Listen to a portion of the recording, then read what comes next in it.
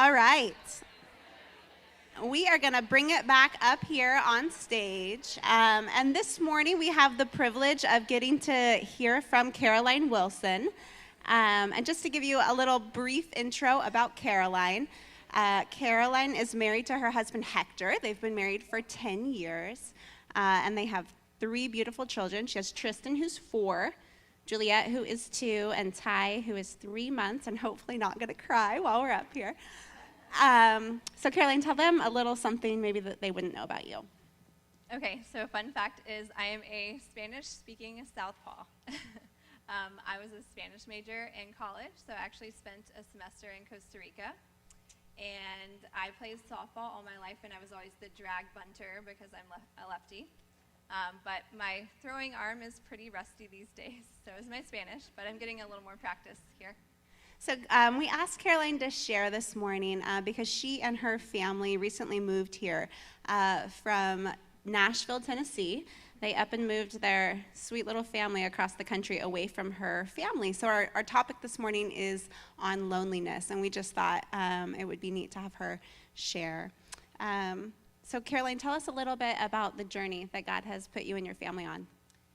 Okay, so it'll be 2 years in November that my husband and I moved here from Nashville. I am from a really large family, so I have like a very special, close-knit family, large, like 30-plus people at every family gathering. And we're just kind of unique, like almost everybody goes to church. We're just really close, and I just never saw myself leaving that support system. So obviously, I found out where my husband was from when we met and started dating, but I just still never had it on my radar that I would be sitting here in Atascadero, California, talking to a room full of moms. I just always thought I'd stay put in Nashville. So it was a huge step out of my comfort zone to be here. I remember my aunt, when she first met my husband, she was like, "You're not going to move her to California, right?" And I was like, no, like that would never happen. So anyway, we started dating about 6 months into his 18-month work assignment. He moved from the Bay Area to Nashville to start up an office, and we met and started dating, got married. He was always enjoying the rivers and lakes in Tennessee. I was like, this is great, it's a perfect fit. Of course, he missed the beach and talked about the humidity and the mosquitoes. But I just, again, never saw that we would ever move. Any mention of moving, I was very resistant. Like, that's not happening. It just wasn't even an option in my head.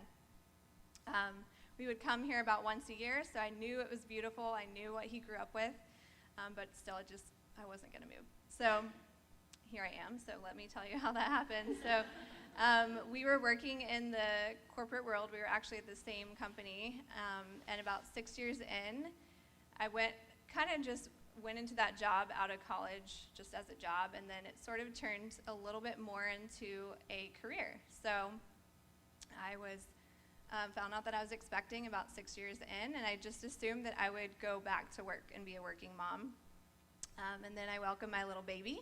And as I caution all moms, when you are preparing to have a baby, just never underestimate what that baby can change to your heart. So I was quickly in love, and it was a hard adjustment. I even remember telling my nanny, like, I think I prayed more in the first 2 weeks than I did in my entire life. But I couldn't bear the thought of leaving him. So I maxed out my maternity leave, and then we did end up having me go back to work. And I cried so many tears. I did not want to leave him behind. I didn't even want to step foot in the daycare. I just sent my husband in because we were carpooling to work at that time. And I was like, I don't want to see him smile at the daycare worker. Like, I can't handle that. So eventually we got into a little bit more of a routine, but I think it was the Lord's hand. He kind of prompted us right around the time that my son turned 1. I resigned, and I was officially a stay-at-home mom. So in that time of personal transition for you, what was the Lord doing in your heart? So I think that being a stay-at-home mom was definitely just the start of a new chapter in my faith. I got involved in a Bible study. I was a little bit more drawn to the Lord just because of how much of a shakeup it causes in your identity So going from the corporate world where you have goals and objectives, and then, some days you meet them and you get lots of affirmation. And when you're a mom, it's just not like that. There's a lot of days that go without thanks, and a lot of sowing for reaping that's not going to happen for years to come. So I was definitely drawn to the Lord just with, okay, what is my role as a mom? Who am I as a mom? Who are we as a family? I think that also just working, 8 to 5, and just that rat race feeling of always commuting into work, waiting until vacation time, waiting for the weekend. Suddenly I just kind of had more brain space and less distraction to think about what we wanted to be as a family. So I would say that definitely the Lord had a hand in just, drawing me to him during that time. We did welcome a second child. My daughter was born about 9 months after, interesting timing, but 9 months after I became a stay-at-home mom. More brain space. Had more time, yeah. But I would say that I would start to hear more from my husband around that time, just of like really wanting to move and really wanting the thought of like raising his kids here. And I think I became a little less selfish, and I started saying, okay, well, what if? So we just entertained, what if we did look for a job here and just see where it leads? And I still didn't think it was going to happen. My mom said, I was picking up on things. I knew that something was coming, and I was just in complete denial. Like, no, it's not going to happen. We're not going to move. So, anyway. So how, you felt the Lord's call, and we've talked about this. You felt the Lord calling you, but how could you be sure, and how did you know that that was God? Well, about a year prior to this, my husband had actually applied for a job in California, just kind of on a whim. I just said, sure, why not? Go ahead. But it didn't go anywhere. There was not a peep, not even a whisper of feedback. And so at this point in time, once we had said, okay, green light, just look for something and see where it goes, things just happened really fast. And I mean, it was September that he was interviewing. He accepted in October, and then in November, I got on a plane to California on a one-way flight. And I will never forget that day. Yeah, so you're on a plane, you're flying here. What are you thinking? What's going through your head? I remember being in the airport and just walking around and just thinking, I am not just another one of these people that are going on vacation. I am leaving the only home I've ever known. And this is a really, when I was preparing for this, it kind of brought back some painful memories just of leaving home. And long distance is still hard, but I know that this is God's plan. It's just been really evident. So it was exciting, it was terrifying, it was a little painful. But I think that since that's happened and just seeing how things have transpired since we've been here, I just cling to Romans 8:28. We know that in all things God works for the good of those who love him, and I've definitely seen that play out. So how have you experienced God and the blessings through your obedience and from moving here? Well, I would sum it up to say community. This community has been so instrumental in just helping us feel welcomed. I can point to several women in this room that just have really brought us in as family, and that was my prayer before we moved here, is that we would find a family here since I was leaving such a big family. And I just think that the more I get to know God and the more that I follow him, I see that he created us for that. He created the body, and there's more strength as a member of a body than there is as one. And he knows what we need to thrive, and he knows that we need a community. Hebrews 10:24 says, "Let us consider how we may spur one another on towards love and good deeds."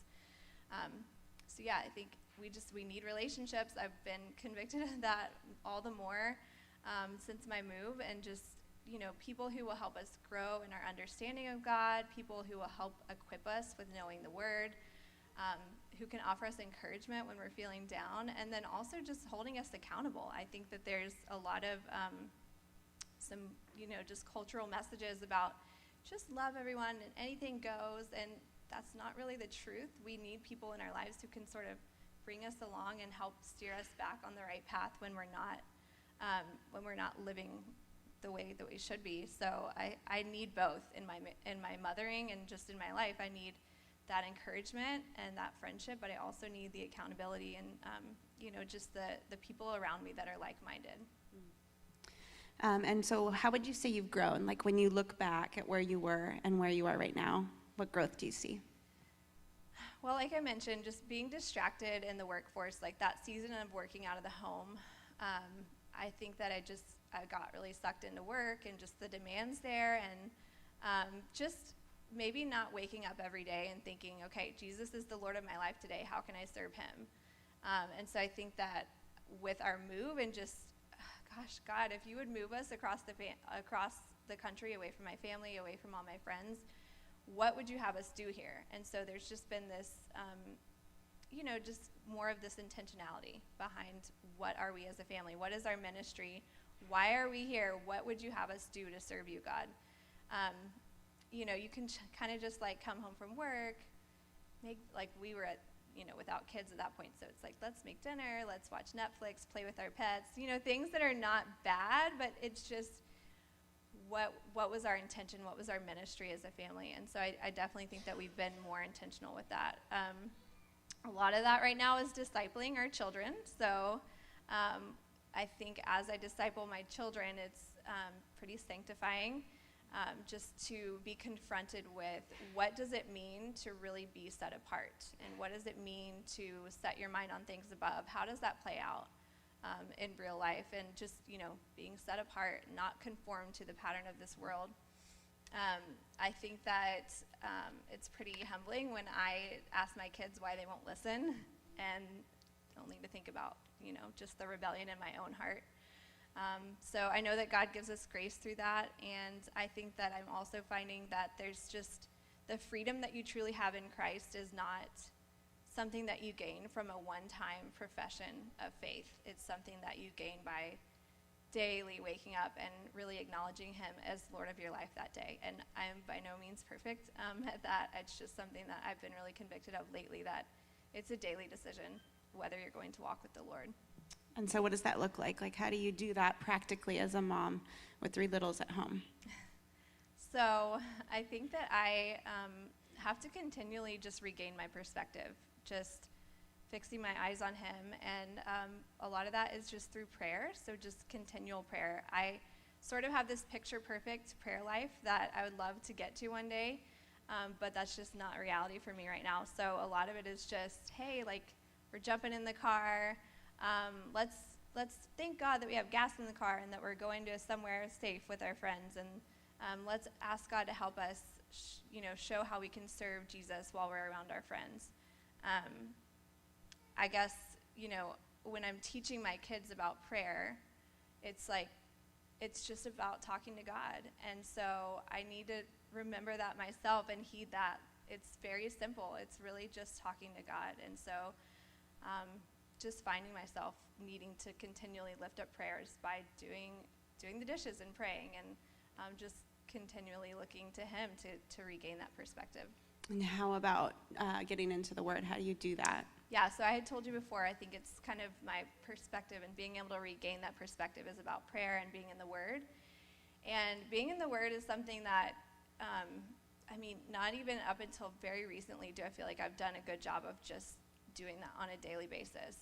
But I think that the days that I find every excuse not to be in the Word, I just have to ask myself some pretty fundamental questions, but the answer to those questions is pretty profound. Okay, Caroline, who do you believe that God is?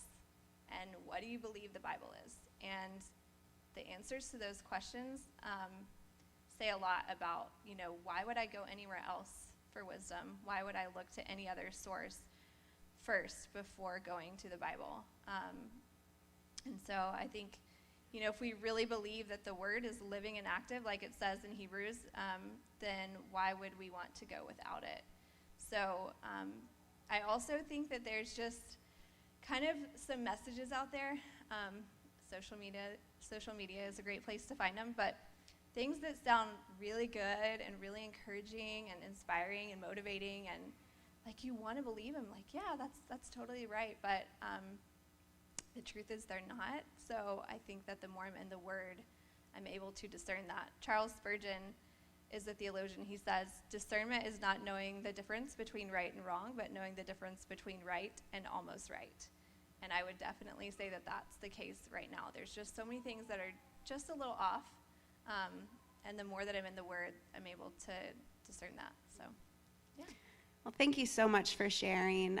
Like when we were talking and working through this, I personally was just so challenged by hearing just her the way she thinks and the lenses that she's using. Why am I here? What am I doing?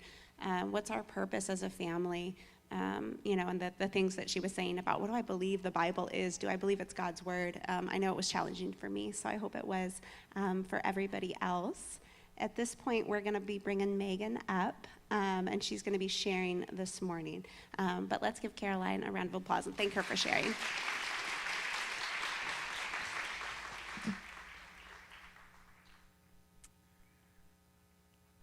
Thank you for sharing. That was awesome. Well, welcome. That was really loud. Welcome. I'm so glad you guys are here. Let me apologize in advance, or maybe not in advance. What's the opposite of that? For no coffee left, you guys. We never go through 2 full pots. It must have been a long night for some of you. And there's actually not a bean left in the cafe, so somebody is in trouble. And I'm going to make sure that we are fully stocked with coffee beans next month. But welcome. I'm so glad you guys are here. We have a full house, and that's really encouraging and scary. But I can't help but wonder if, I know it's a God thing. Everything is a God thing. But that you're here to hear something today that might speak to your heart. Not from me. There's not a word from me that you're going to hear. This is going to be a word from the Lord. So I've just been so burdened. I want to make it through this morning without losing it, because this topic is really near and dear to my heart for different reasons. So I just would love to share with you some things that I feel like God has walked me through or taught me or specially revealed to me as I've been studying for this morning. So I'm going to start my timer. I should have, because I'm hoping to stay as close as I can, because I want you guys to discuss and have some time at your tables to chat through what we're talking about this morning. My name is Megan. If some of you don't know me, I'm the Women's Ministry Director here at ABC and have been a part of Mom to Mom since its birth. So this ministry especially is really special to me and the leadership team and all of you. So I'm just thrilled that you're here and took a day out of your month to come be with other moms, just to be and feel connected, and hopefully, this topic this morning, not to feel alone in what you're doing. Okay, so there was a newspaper columnist. Back in 1974, she wrote this famous Mother's Day column, and it was called "When God Created Mothers." And she says, "God is putting the finishing touches on the first mother, while an angel marvels at all of the details and work that God has put into this amazing new creation. Despite the 6 pairs of hands and the 3 pairs of eyes that every mother needs, the angel thinks she's discovered a flaw. There's a leak, the angel pronounced. It's not a leak, said the Lord. It's a tear. What's it for? It's for joy, sadness, disappointment, pain, loneliness, and pride. You're a genius, said the angel. The Lord looked somber. I didn't put it there. And that really hit something like a nerve inside me. And I thought, loneliness, you guys, let me just tell you this. Loneliness is not from the Lord. And it was not put there from the Lord. We're going to jump into what that looks like in a minute. But there are some parts of motherhood that might have surprised you, right? Maybe, those surprises can bring things like joy, sadness, pain, disappointment, loneliness, and pride, certainly. Maybe it's I read all the sleep training books, and my 2-year-old still doesn't sleep through the night. Maybe that surprised you. It's the I'm eating healthy, I'm exercising, I'm running around like crazy. Why am I not losing the baby weight? Maybe that surprised you. Or this 3-year-old is winning all of the arguments, like master debater. They won't listen, they don't obey. I really thought I'd be better at this. Maybe that surprised you. How about I decided not to go back to work after having my kids? You know, I wanted to be a stay-at-home mom. This is my dream. It's all I ever wanted to do, but it is stinking hard. It's not what I thought it would be. Maybe that surprised you. Or my kids are in school now, and I have free time, but somehow I don't have the time, and I don't even remember what I liked to do when I had the time to do it. Maybe that surprised you. These are all hypothetical, right? And maybe you weren't even sure you wanted kids. Maybe you didn't have a good example of healthy parenting. So maybe you thought you wouldn't not even enjoy motherhood, or that you would be so terrible at it. And guess what? Maybe you don't hate it. Maybe you love it. Maybe it's the best job you've ever had in the world, and that surprised you. Or, let's camp here for a minute. You're constantly surrounded by noise and chaos and bodies touching you and pulling at you and yelling at you. You never have a moment alone, and yet you feel so alone. You're lonely for connection, for friendship, for joy, for purpose, for belonging, for some excitement, for peace. You're never alone, and yet you feel so lonely. And that surprised you, maybe. That surprised me. Some things certainly surprised me about motherhood, but loneliness is perhaps one of the biggest ones. If you know a little bit about me, you know this is my town. I was born and raised here. I have a million family members here. I have 3 sisters who are my very best friends. I have a large extended family. I have friends. I have high school friends. I have elementary school friends in this room. And yet, I'm here to tell you I've still battled with loneliness on and off in different seasons, especially of my adult life. I think you can maybe relate to me in that I've craved and longed for genuine, deep friendship, and then often wondered, is that just an unrealistic ideal? Am I going to be stuck on first base forever? Is it just not realistic as a mom to get past that, to actually have deep friendship? I'm married to a firefighter, so I spent countless nights, weeks, alone by myself with my kids, single momming it. I was raised in the church. Faith is all I've ever known. But I've walked the narrow road. But let me tell you guys, there's not a lot of people on the narrow road sometimes, right? And that can be very lonely. So I'm not here to tell you that I have the magic fix for loneliness. So if you thought that I was going to give it to you, I'm sorry I did disappoint you. But I am here to tell you there's no 3-step, instant plan, boom, boom, boom, check these boxes, and you are never going to feel lonely again. But I'm here to be very honest with you and join you in that journey because it looks different for all of us, but I want to tell you guys there is hope. And that's what I want to share with you today. So I actually want a little bit of feedback. I enjoy that when I'm teaching. I know you don't want to just hear me for 30 minutes. So I just kind of want to hear from you guys as moms. Tell me what your thoughts are and why. What are some reasons that you think that motherhood is lonely?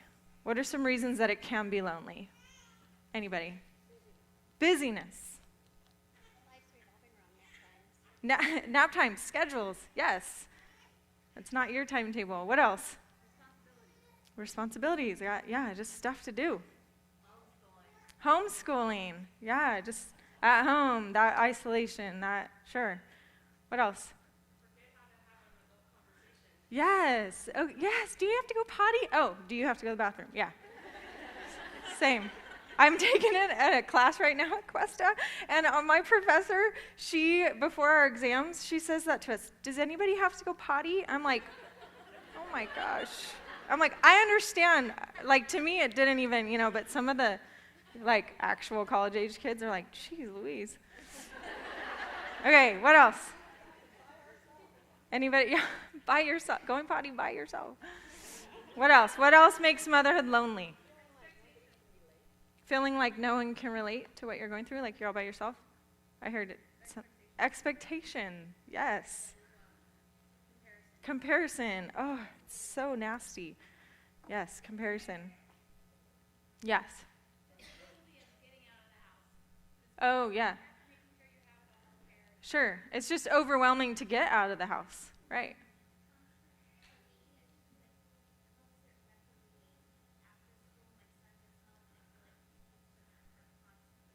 Totally. Yeah, refereeing. Yeah, get the red cards out. What else?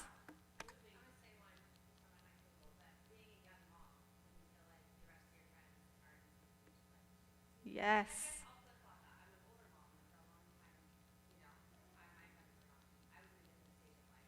Right, stages of life, seasons, that's really good, not fitting. What else? You're just passing in the wind. Yep. Or your husband not totally relating to the loneliness or Sure. Right. We don't, male and female, we don't often understand each other and why we're feeling the way we're feeling and why are you feeling like that. Just get over it. Yeah, totally. Okay, anybody else? Fear that you're not doing things right. Fear. I'm glad you said that. Yes, fear. I finally made some plans, but now I have to cancel them because somebody Right. Disappointment, right? Sacrifice, putting your kids in front of yourself. Yeah, that's hard. Okay, to sum it up, you guys, and what I'm hearing from you also, there's a lot of these things have to do with quality. So and something I didn't hear, but something that made motherhood lonely for me also is good friends are hard to come by.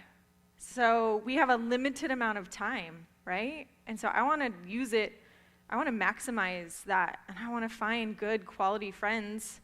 But some of these other factors, lack of time, getting out of the house, not relating, that gets in the way of establishing good quality friendships. Not having enough time. It's funny, when you're in elementary school and you're in school, you don't have to make the time for your friends. You show up and you're with them for 6 to 8 hours. That was a huge eye-opener, and for me at college and beyond, I just wasn't always with my friends. You have to make time for them, and in motherhood, it's even harder. Making time is so hard. And quality work, guys. Friendships, relationships in general, require so much work. So it's the energy that we don't have. It's the motivation. It's the effort. It's the sacrifice. And so that's what it looks like, I think, to be lonely on the outside. And I want to suggest that might just scratch the surface, literally, of why motherhood can be so lonely. Below the surface is where I really want to get with you guys today. The real root of loneliness and really where that came from. And so I know that I prefaced in the beginning that loneliness is not from God. It's a result of sin. Now hear me very clearly. Being lonely is not a sin. The fact that loneliness exists in our world is because we live in a fallen world full of sin. So let's backtrack a bit. Think about it with me. So God created us to be fully connected to Him. In the Garden of Eden, can you just, to me, it just, I hear birds and whistling, and God created man to be fully connected to Him, to be fully known, to not have anything to hide, to always be available and present, that's the kind of relationship we were intended to have. To never feel separation. Can you imagine that? To never feel isolation. To be truly known by him and our partners, we were created to be helpers, and our families, to be known by them. Loneliness was the very antithesis of what man experienced with God and the world in Eden. The garden was peace. Don't we long for that? Contentment, no comparison. Constant fellowship with our Creator. And Adam and Eve knew God. They actually walked with him, talked with him, were known by him, and then came sin. And Genesis 3 tells us that their eyes were opened. And this wasn't they were naive or ignorant before and now they're seeing things. This was their eyes were opened to themselves. So, before sin, their eyes were fully focused on God. Can you imagine? Nothing else got in the way. And then their eyes were opened. And all of a sudden, they went like this. Oh. And they knew their nakedness. That was they didn't even have any comprehension of that before because their eyes were so focused on God. So now all of a sudden, their eyes are focused on themselves. And here's the kicker. They were suddenly aware of what they lacked. They never lacked anything before their eyes were open. And now all of a sudden, oh no, I don't have this on. What do you think of me? Oh, the shame, the guilt, all crept in. Isn't that what loneliness is? We feel a lacking in something. We are lacking companionship, friendship. We're lacking purpose, and that makes us feel alone and isolated.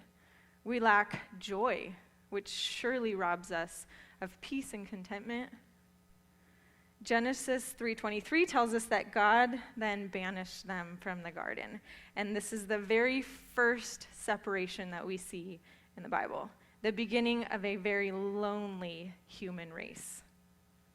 And so with the sin of Adam and Eve also came alienation, isolation, and for the first time ever, humans knew what it was like to be alone. And I'll say it again, and maybe this has new meaning for you. Loneliness is not from the Lord. It was never his intention for us to feel lonely. So I find it helpful to define what we're talking about sometimes, so that we're all on the same page. The definition of loneliness is being without company and cut off from others. And how much more truer is that, especially as we see it defined right in Genesis, as being cut off. Loneliness is cut off from God, from being known, being without company.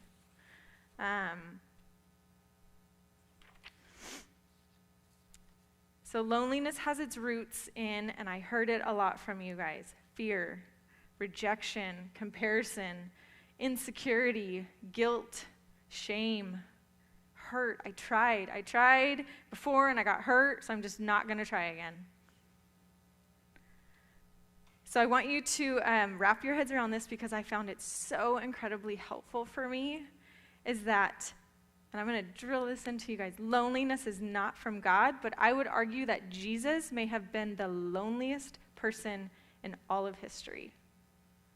And isn't it just so like the Lord to experience something himself to the fullest degree so that then we could be blessed by that and learn from it and be comforted.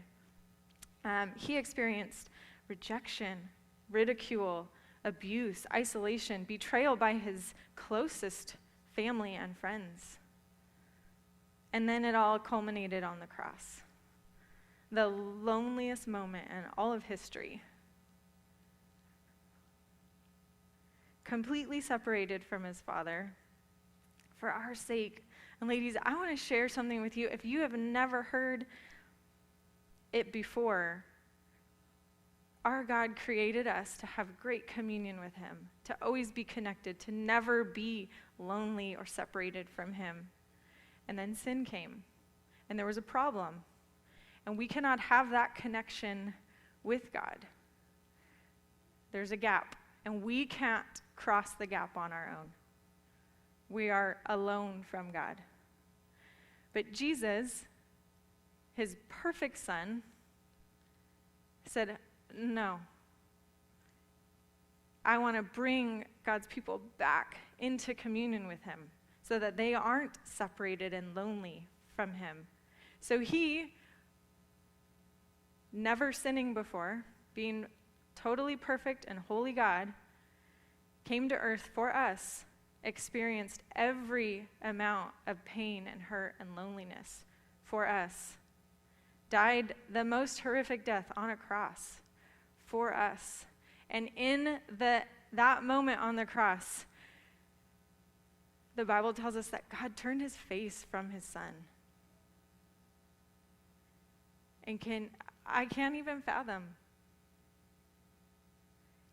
the separation and loneliness that Christ felt on the cross for us. And ladies, he died, but he didn't stay there. And I heard something profound this summer at Hume.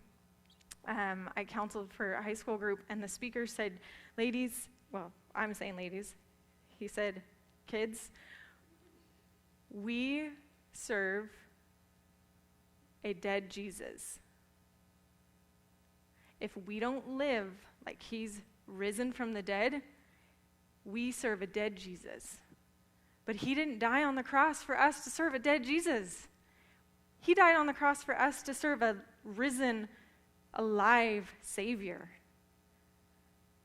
And so he did. God raised him from the dead. And in that instant, loneliness, there is victory over loneliness. Because now we have a way to be connected to God.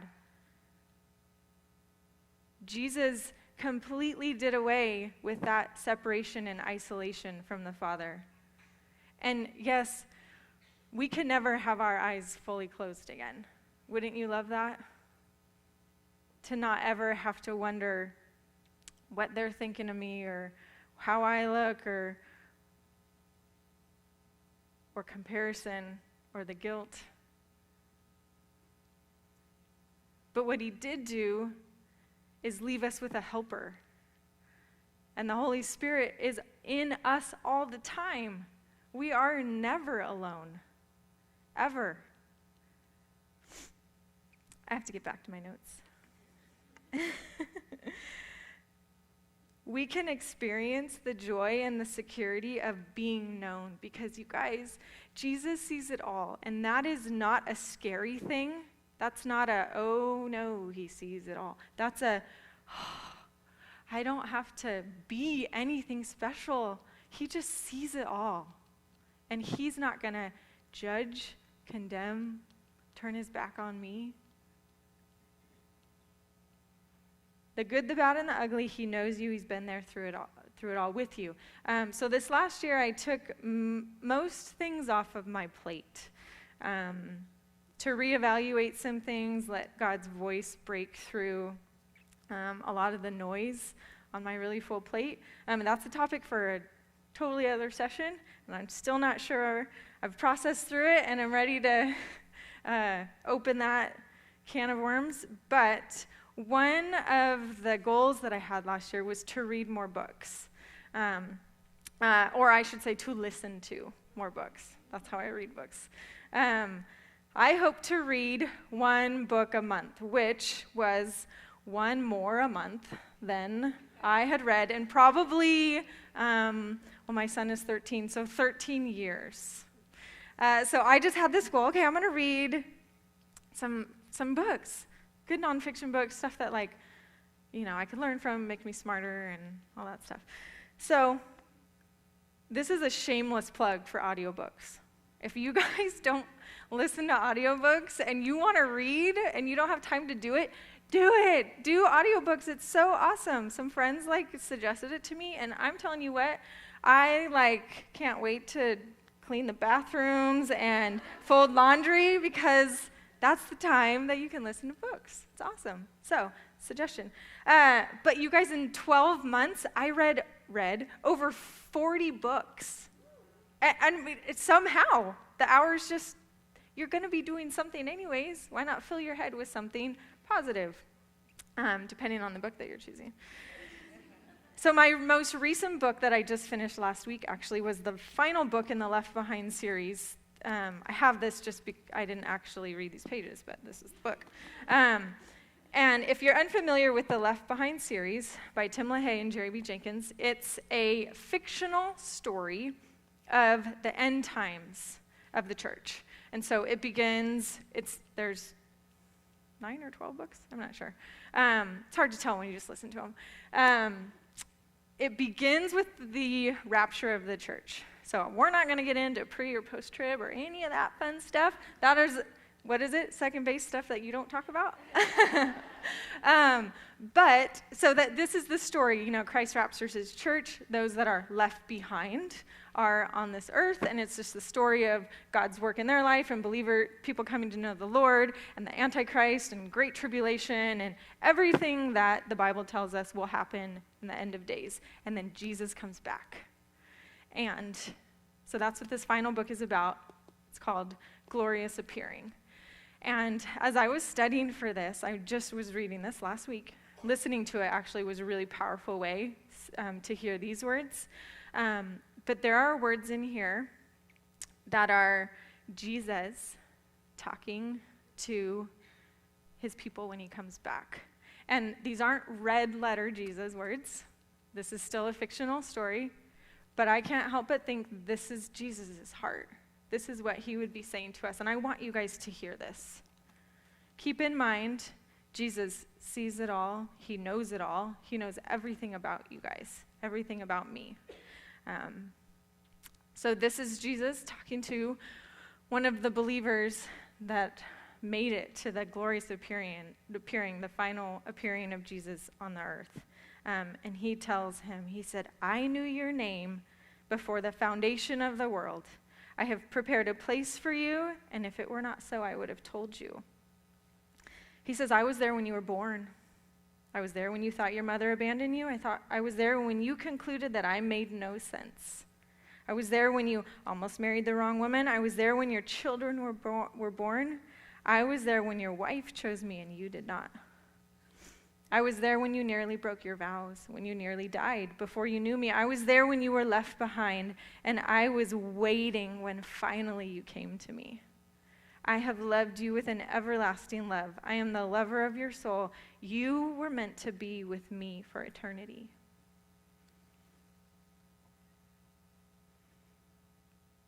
I was there when you came to believe deep in your heart that no God existed.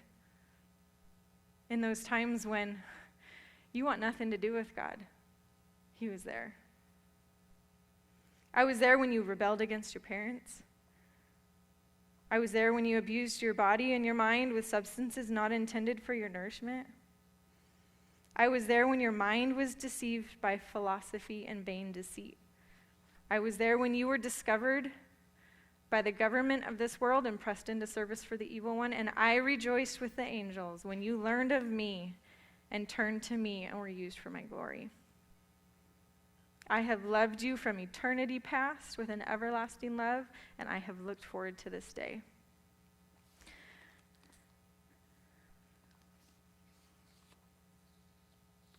I want you all to hear those words with your name inserted.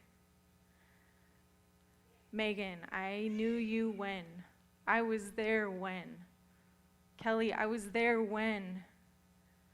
You fill in the blank. I never left you. I was there when you blank. You fill in the blank. When you were far from me and you wanted nothing to do with me. I was there when you thought you were all alone. I was still there. So I want us to see what it looks like for God to meet a desperate mother in her season of loneliness. So we're going to jump in to some real red letters. Actually, there's no red letters in this story. But this is a woman. As a woman, she felt left out. As a wife, she felt betrayed. As a mother, she felt overwhelmed and afraid. And as a person, she felt forgotten. And maybe we can relate to those feelings of loneliness, to being betrayed, forgotten, overwhelmed, afraid. And just like us, her response to loneliness sometimes was to run and hide, to find solitude, to isolate herself, to cry out, to withdraw, and maybe even to give up. So this is the story of Hagar. If that's familiar to you, we're going to find it in the book of Genesis, chapter 16. So let me just give you a little bit of backstory on Hagar. So she was a maidservant of Sarai. Sarai we later know to be Sarah, wife of Abraham. Now they are still, though, Abram and Sarai. So Hagar was her maidservant. And Sarai was not able to have children. If you guys recall that story, later on, Abraham and Sarah have multitude of kids. God promised them, made a covenant to Abraham that your descendants will outnumber the sands on the seashore, which is incredible. But this is before they were able to have kids. And Sarai took it into her own hands. She thought, well, shoot, I better, God's not, working out on our timetable. And so I better speed things up. So she sends her maidservant, Hagar, to be with her husband, to be another wife to her husband. So Hagar gets pregnant, and wouldn't you know it, bad goes to worse. Sarai hadn't really thought through this. So her plan was that this would bring blessings on her, and she would now have an heir. Their family would have an heir. She became very bitter and hostile towards Hagar. So here we have Hagar, an expectant mother in an impossible situation. Loneliness was surely just one of the emotions that she felt, and she ran. And that's where we pick up the story in Genesis 16, verse 6. So the end of verse 6 says, "So Sarai treated her harshly, and she fled from her presence. And the angel of the Lord found her, Hagar, by a spring of water in the wilderness." Can we not relate to that? Doesn't it feel dry and empty when we're lonely? But I just love that the angel found her by a spring of water in the wilderness. And he said, "Hagar, where have you come from and where are you going?" And she said, "I'm fleeing from the presence of my mistress." We're going to jump down. The angel of the Lord said to her in verse 11, "Behold, you are with child, and you will bear a son. You shall call his name Ishmael, because the Lord has given heed to your affliction. He will be a wild donkey of a man." Can anybody relate? Any wild donkeys in this room? "His hand will be against everyone. Everyone's hand will be against him, and he will live to the east of all his brothers." Then listen to this, ladies. "She called the name of the Lord who spoke to her, 'You are a God who sees.'" Have I even remained alive here after seeing him? And so the well there was called blah, blah, blah, blah, blah, Roi. I love this story, you guys, because the name that Hagar gave to the Lord that day is El Roi, and it means the God who sees. So let this sink in. The only time in all of Scripture that this name, that God is referenced by this name, is right here with a lonely mother. Do you think that's a message that he has for you today? This name we get to claim, that God sees us in our motherhood. He sees us. He sees you in your wilderness, whatever that looks like for you. Are you lonely for friendship? Are you lonely as a single mother? Are you lonely in your marriage? Are you lonely in this town? Are you lonely in your situation, whatever that looks like? I think that we can agree, if we're all honest with ourselves as women, that one of our deepest desires in this world is to be seen. We might not want to admit that, But we want to be seen. We want to be known. We want to be validated, acknowledged, cherished. And don't you just love how God works? That he knows that of us. And so we get to claim this name of God in a way that's much more personal than any other name or any other person could claim, because it's for moms. And certainly God sees everyone. But this story, the name that comes from this story, is only used here, and it's used about seeing a mom. And so I just can't help but think that somebody needs to know that today, that he sees you. He doesn't see you in a way that says, I see what you're doing. No, he says, oh, I see you. Maybe nobody else sees you, or you think nobody sees you, but I see you, and I know you. Who else would die on a cross for you but the one who knows you and created you? And I think he is saying you are not alone. That every single mom in this room feels isolated at times. And yet we are we're in such good company in our loneliness. And so maybe you're saying to me, Megan, I get that he sees me and I get that he knows me. I get it, but I'm still lonely. And I know. But remember that fallen world part? We're not going to escape that until the glorious appearing. But when we begin to allow God into our heart to see us and to feel known, it does something in us. And I just appreciate even what Caroline was saying, just about daily time, getting in the Word and knowing the person, the being, the God who made us. Spending that time with him. Because you know what God wants? He wants your heart. And I can tell you without a shadow of a doubt that he died on that cross even just for you. If it was just for me, if it was just for you, that was enough to close the gap, to bring communion back between God and the people he created. Proverbs 4:23 tells us that the heart is the wellspring of life. What that means, you guys, is that if your heart is connected to Jesus without isolation and without separation, then it will overflow into your life. If you have middle schoolers and high schoolers and they attend Awaken in just a couple months, that is the theme, is overflow. Just teaching us how to fill ourselves with the right things so that out of us comes things of God. And so that's my encouragement to you, is that where your heart is, that's where your treasure is, where your time, that's what will flow out of it, and it will affect the areas of our lives that feel lonely. Connection with the Lord brings peace and contentment in the middle of our situation, even though our situation might not change.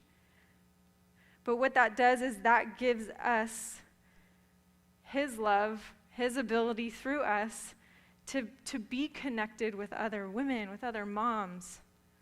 It'll flow into our marriage. It'll flow into our parenting.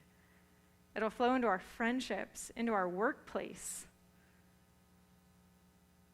But I want us to see it in that order, that we can't fix loneliness from the outside. Just plan more play dates. Just call another friend. Just send another text. We can't fix loneliness on that end. We have to address loneliness in here, and realizing that God never created us to feel isolated. He created us to feel deep connection, and that starts with him. It will affect your joy, your contentment, your love for others, and it might just help you get to fourth base. Let's pray. God, thank you so much for this morning and these mamas, God. God, I just pray just for hearts. God, thank you for ministering to me, just even in this story with Hagar, God, that we run and we hide and we think we're not good enough and we're not wanted and we can't do it all and we're doing everything wrong. But God, you look down and you say, no, I see you and I know you and you're worth it to me. So God, would we just cling to that hope, and would that hope just overflow into our lives, God? I just pray just for an overwhelming sense of belonging this morning, God, in this room, that you would help us know we are not alone. We are not alone because we have you, but we are also not alone because we have fellowship with other moms, God. So I thank you for this morning. Bless the conversation and the discussion in the group, God. We love you. Amen.